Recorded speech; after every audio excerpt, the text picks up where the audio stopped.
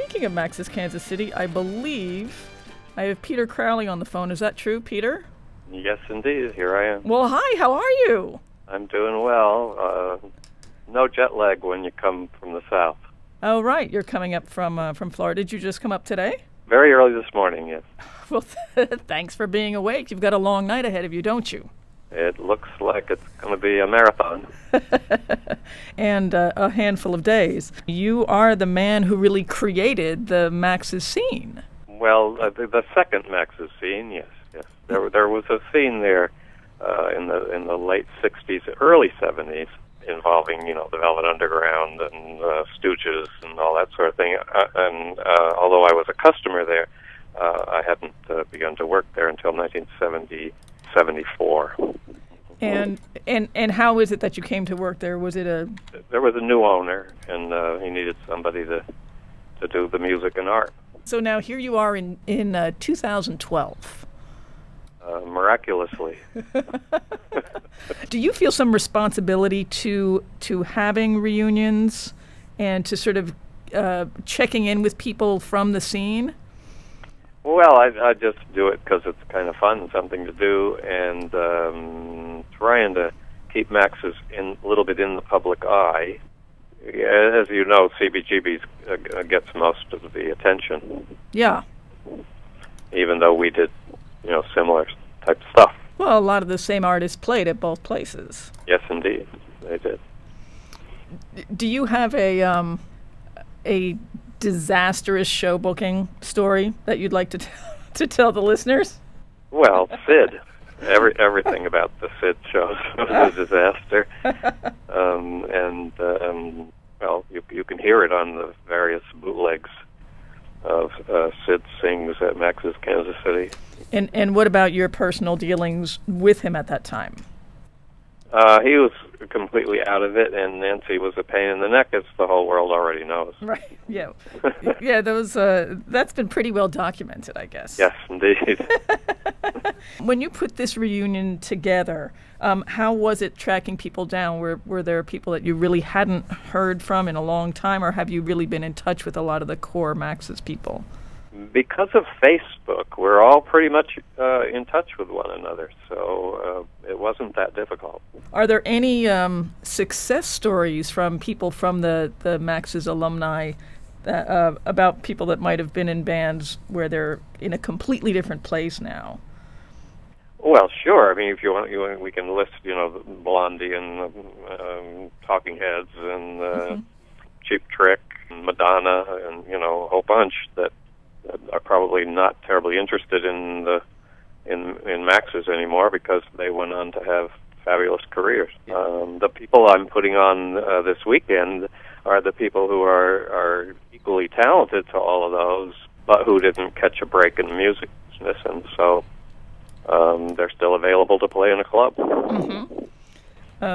And I guess I was wondering if there was anybody from the scene who's end up doing something completely different and sort of having their own success in a huge way. I don't know if that's a offhand. I can't. I know there are cases of people who went on to have very different careers. John Collins, who's on the first Max's album, became a botanist, and wow. But there are various other stories like that. How long did it take you to put together this entire event? I started seriously working on it in September. Wow. Yeah, it's quite an undertaking. There's about 30 bands, and I would say that everybody on this show is a former and worthy of today being a headliner. Although somebody has to go on first, there are no opening acts. 4 nights of music? Well, four early evenings, one late night down at Arlene's Grocery on Saturday night, and then Sunday begins in the afternoon at 3 o'clock and only goes to around 11. Oh, okay. So that you can accommodate people that have to go to work the next day. Oh, good. What was that period of time like for you? I mean, was it as thrilling as it could have been to look back at, or? Yeah, it was a magical time. I'm always hearing from young people that say, "Oh, I was born too late. I wish I had been there," and you can't argue with that because it was an absolute burst of incredible talent. It wasn't good for everybody. A lot of people got involved in things that they shouldn't have, and a lot of them are long gone, left us way too young. But it was very, very, very exciting time to be around in the New York scene. Could you name one of the biggest thrills for you at that time? Discovering the Cramps at a CBGB audition, which they failed, and being able to put them on the stage at Max's after I made them buy a tuning machine. Really? How did they take that request to buy a tuning machine? They came right down to the office with a tuning machine in their hand. That was a sizable investment. Then they were 110 1970s style dollars. Yeah. But they were so excruciatingly out of tune at CBGB's. There's no way I was going to let them, take the stage at Max's without being in tune. And they quickly evolved into a wonderful, wonderful band, as we all know. Oh yeah. Well, and so when you asked them to, was tuning a concept that they were sort of? Could you get from them that it was more art, or that they really sort of, and that they weren't handling the music end, or that they were just out of tune that night, or? No, I think they're probably always out of tune. But I put it this way: when I watched them in their train wreck of an audition, I realized immediately that everything that they didn't know you could learn. And everything that they already knew you could never learn. Ah. So you really saw the performance and the star quality in them. I saw that all they needed was some practice and polish, and they would be one of the big successes out of the New York scene, and indeed they were. Wow. Well, thank you. Thank you for actually being able to see that, especially since they failed the CB's audition, right? I mean, they might have not ever gone anywhere. They were in fact crying in the dressing room, thinking they would have to go back to Ohio as failures. So, no way! Yeah.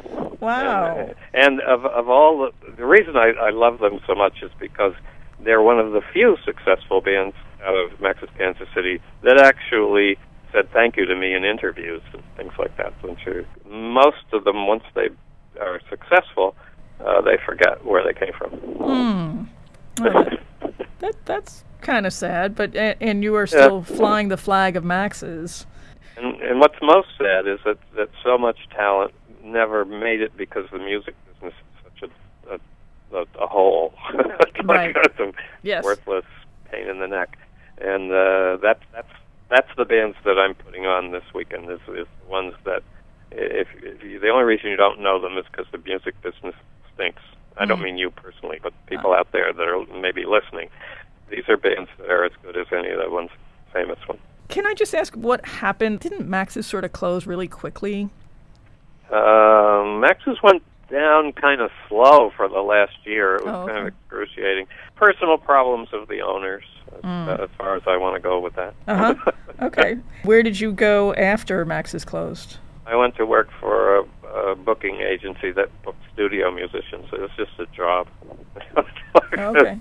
I know you're getting everybody together for this reunion for this weekend. What's your overall, I know that you said that they're all great and stuff. Where do you see yourself? And I know that you were the booking agent, but it's just funny because I keep on going back to like you being on the class council in high school, and those are the people that are responsible for the reunions years and years later. I've just got that funny comparison in my head. It just sort of popped up. Yeah, it's funny because I'm a high school dropout, but I'm a high school escapee. I think is more like it. I don't know if it's exactly like that, and it's not the idea. The reunion thing may be a little misleading because we certainly want people to come who never were able to come at the time. Most, especially the ones who weren't even born or who were 2 years old or whatever. That they're the people I most want to have show up because this is their opportunity to catch us while we're still alive. Yeah, and Jane had mentioned that also. Well, thank you for creating the opportunity now and back then, when it counted and when you really gave a lot of the bands that were hugely important to New York and to the rock and roll scene at that time, you gave them the opportunity to have an audience and to get somewhere. And we owe it all to Hilly, because he wouldn't book Wayne County at the time. Oh, really? So he forced me into the business. So was that really your motivation? Yeah, I had no intention of being a booker. I was managing Wayne County in 1974, 75. Mm-hmm. After Jane parted ways with Main Man. And I went down. Jane had already played at CBGB's, but I went down there to get a gig, and Hilly kept putting me off. And then finally I said, well, I guess I'll have to go find a place. And I went to Mother's over there on 23rd Street and did some shows there. And then the owner of Max's came around and asked me if I would do the booking and be an advisor at Max's. And I said, sure. And there we are. Wow. Well, that does make it convenient. And now I get it. Now what you said. Therefore, it's all Hilly's doing. Right, exactly. And a lot of it is you're doing too. So. Well, I did the best I could under the circumstances. And great job. Thank you. Yeah. Appreciate it. Thank you so much for the opportunity to tell the people what we're doing this week. Yeah, my pleasure. And I'm glad that you are doing it. The shows are at Bowery Electric, and they are Thursday night, Friday night, Saturday night. And Sunday afternoon, they all start early. This is the timing is very un-Max's. These shows are running between 6 o'clock and 10 o'clock at night. And then we have to make way for their yuppie disco thing that they do to pay the rent. Oh, really? What time do you expect this show? What time do you expect Jane to be on stage tonight? Jane will be on at about 10:30. Okay, very good. And so that everybody knows, 10:30. Perfect. And thanks for making time in your schedule, because I know that today is the beginning of, is the continuation, but the fruition of a whole lot of hard work. Thank you so much for inviting me. Peter Crowley, booking agent, Max's Kansas City then and now. We are WFMU.